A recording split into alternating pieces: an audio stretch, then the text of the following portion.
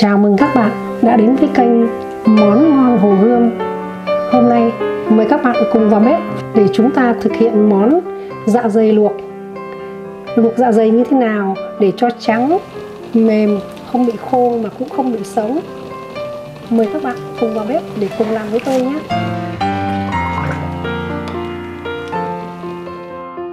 Dạ dày các bạn mua về, đầu tiên chúng ta cần phải sơ chế thật sạch. Cái dạ dày này tôi mua hôm nay nó cũng nhỏ chứ không có lớn, 500g hay 600g gì đó.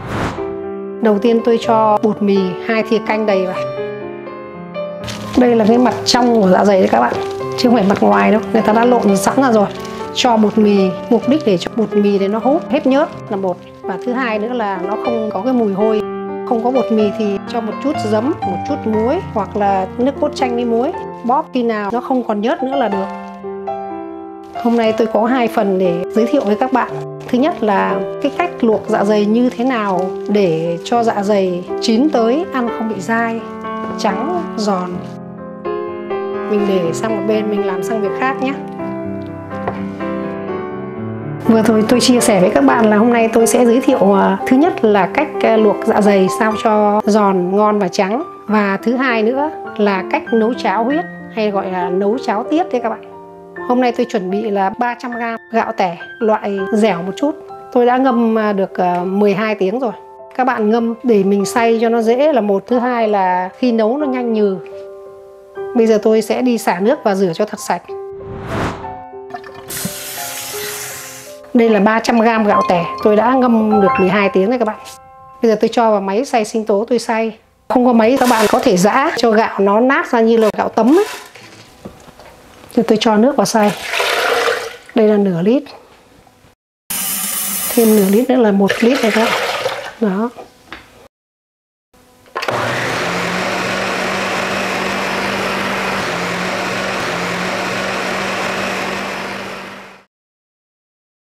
Nấu cháo này nó hơi lâu một chút cho nên tôi làm trước.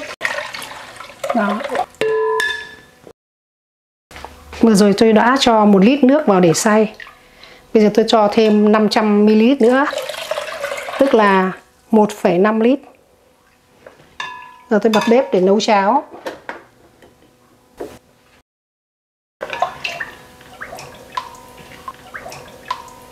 Cháo đã sôi, tôi hạ lửa thật là nhỏ.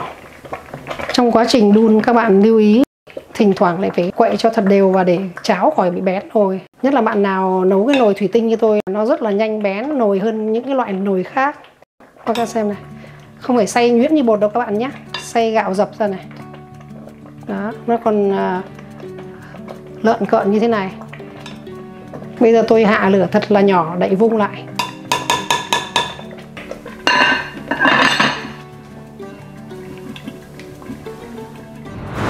Xử lý nồi cháo đã xong, tôi quay lại với dạ dày tẩm bột. Bây giờ tôi lộn phía trong ra nhé. Bóp rất là kỹ rồi, bây giờ tôi mang đi xả nước.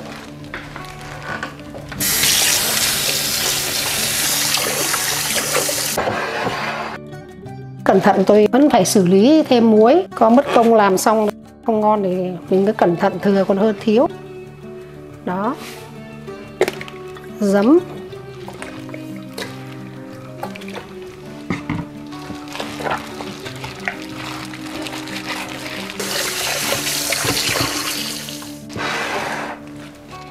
Tôi đã chuẩn bị một nồi nước sôi.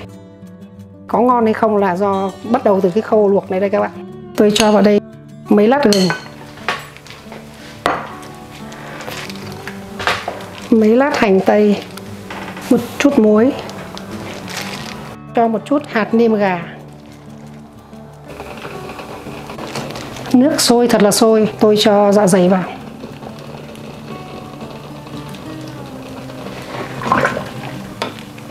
Luộc dạ dày này, các bạn phải để lửa thật là lớn, không có bạn nhỏ lửa sẽ bị dai. Hoặc là không có hành này thì các bạn có thể cho một chút rượu nấu ăn hoặc là rượu gạo ấy, rượu trắng, cho khoảng 1 thìa canh vào đây. Nó khử cái mùi hôi và làm cho cái dạ dày của chúng ta thơm hơn. Bây giờ các bạn phải để ý được thời gian nhé. Luộc cái dạ dày này từ 14 đến 15 phút. Nếu cái dạ dày của bạn lớn hơn thì bạn chỉ thêm một chút nữa, khoảng là 16 phút là quá là nhiều rồi. Còn cái này của tôi nhỏ, hôm nay tôi chỉ luộc 14 phút thôi. Bắt đầu tính từ lúc cho dạ dày vào, nó sôi lại là mình tính là 14 phút.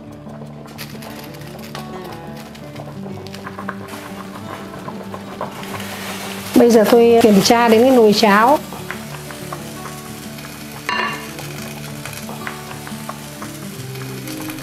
Lúc đang làm cái dạ dày tôi phải tắt bếp đi, tại vì mình không đứng liên tục được để đảo quậy cho nó khỏi bén nồi á.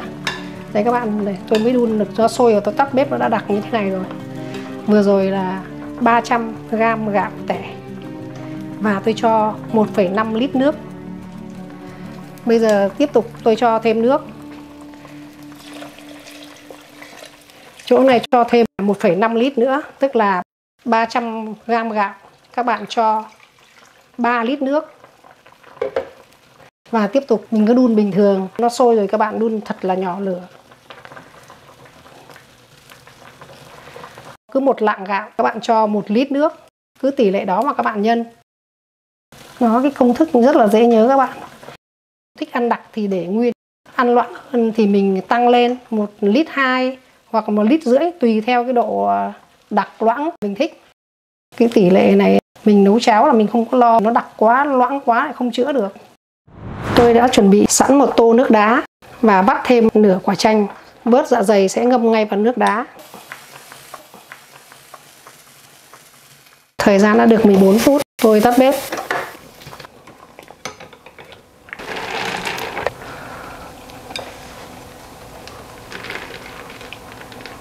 Mình sẽ ngâm cái dạ dày này cho khi nào nó nguội thật là nguội mới vớt ra. Tôi cho 2 thìa canh dầu ăn. Dầu nóng. Cho hành đã băm nhuyễn.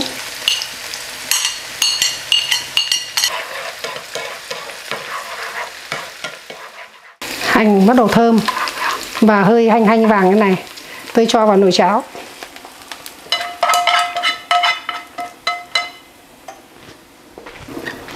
Bây giờ mình nêm nếm. Tôi cho 1 thìa cà phê hạt nêm, nửa thìa cà phê muối,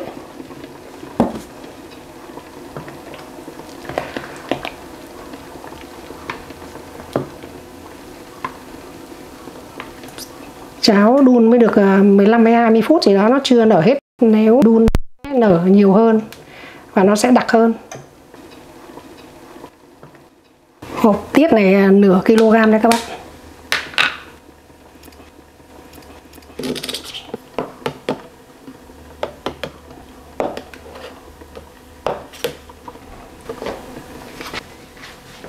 Cháo nở mềm rồi, tôi cho tuyết vào.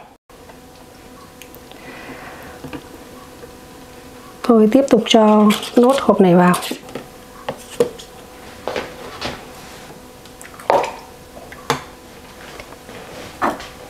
Đảo thật là nhẹ, có thể nát hết cả tiết, nó không còn nguyên miếng nữa.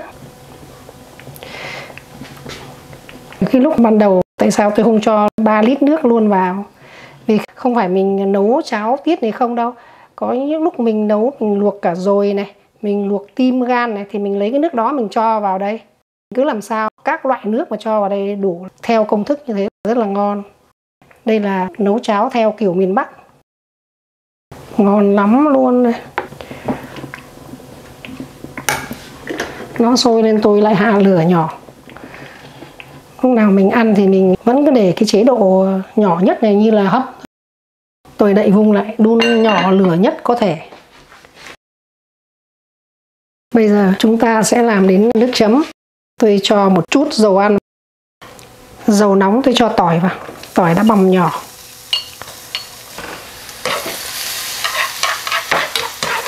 Tỏi đã được phi vàng. Tôi cho mắm tôm vào. Tôi cho 1 thìa cà phê đường.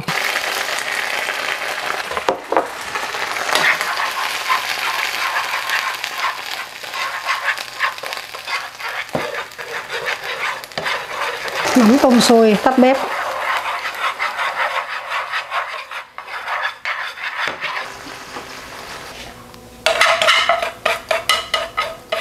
Khi ăn mình mới vắt thêm chanh. Tiếp tục nước chấm loại thứ hai. Bạn nào không thích ăn mắm tôm thì ăn nước mắm.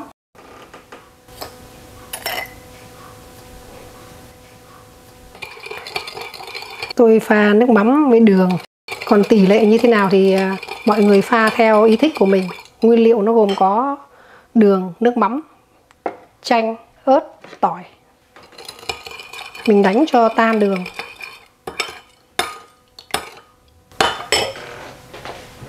Tôi vắt chanh vào. Ăn chua nhiều, chua ít thì tùy mình.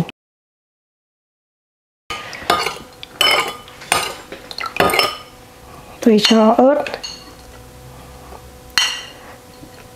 tỏi, một chút hành tím ngâm vào đây cho ăn cho nó hấp dẫn.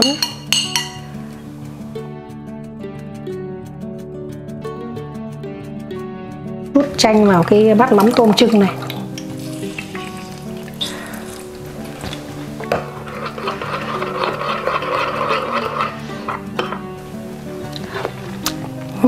Ngon lắm. Cho ớt. Khi ăn cháo thì mình rắc thêm một chút tiêu nữa là ngon lắm rồi.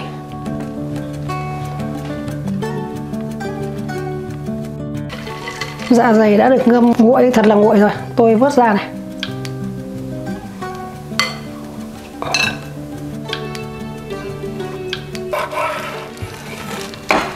Đây các bạn này, vừa chín tới.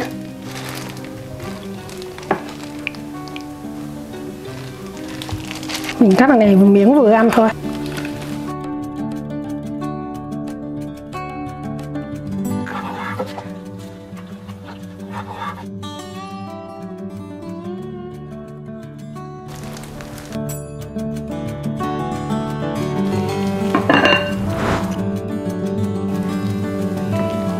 Nếu ai thích ăn đặc để nguyên như thế này là theo tỷ lệ tôi vừa chia sẻ.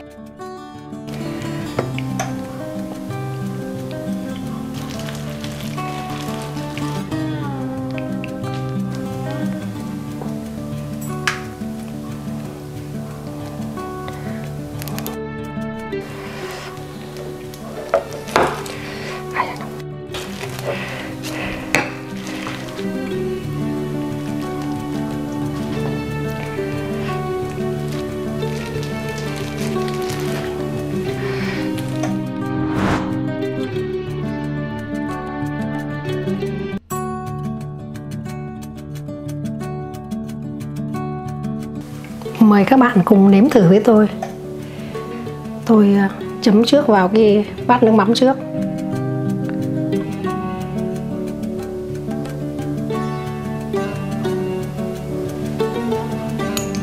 Tí rau sống. Miền Bắc gọi cái rau này là rau húng chó. Cho một chút vào. Tôi gắp mỗi thứ một tí vào đây. Đó. Mời các bạn nhé.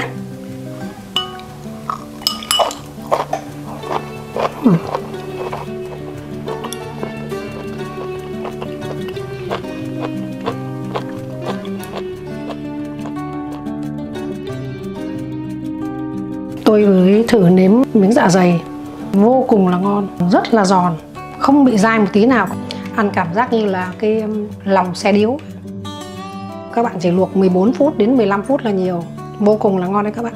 Rất là trắng mà ngon. Quan trọng là ăn phải thật là giòn, không bị dai thì mới đạt yêu cầu. Giờ tôi thử miếng nữa. Tôi chấm với mắm tôm xem cái nào ngon hơn nhé. Đó.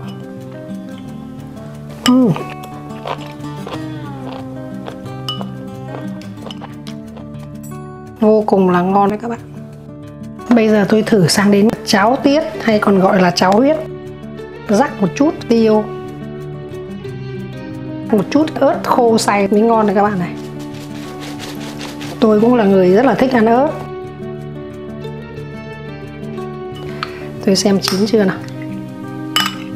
Vô cùng là ngon, vừa không bị xốp, không bị rộp lên, rất là ngon, rất là mịn. Đây, tôi thích ăn tiết luộc này lắm. Mời các bạn nhé.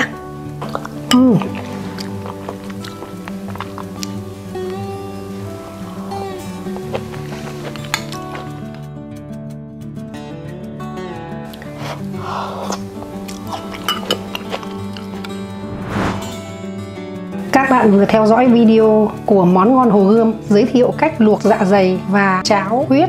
Các bạn hãy chia sẻ video này với bạn bè và mọi người. Nếu bạn nào lần đầu tiên xem video của Món Ngon Hồ Gươm, hãy cho Món Ngon Hồ Gươm một cái đăng ký để động viên và cổ vũ cho Món Ngon Hồ Gươm ngày càng phát triển hơn. Cảm ơn các bạn rất nhiều. Xin hẹn gặp lại các bạn trong những chương trình kỳ tới. Xin chào.